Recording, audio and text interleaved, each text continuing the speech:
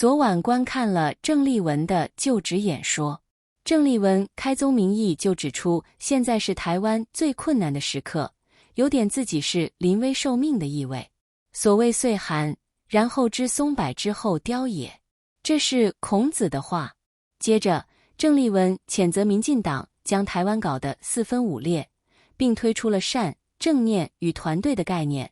用这3个概念来重新解释并武装 KMT 国民党。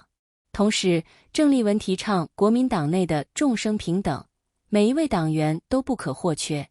鼓励所有党代表发挥自己的能量去推动国民党的理念，壮大国民党的队伍。郑丽文还强调，将国民党由羊群转变为狮群。国民党不是狼群，不要以暴制暴，而是要成为以善爱、正念和团队精神为内核的森林之王，以这种王者的力量来拨乱反正，扶持弱者，帮助人民，改变台湾。最后，郑丽文誓言让国民党成为重建台湾奇迹，开创两岸100年和平最重要的政党。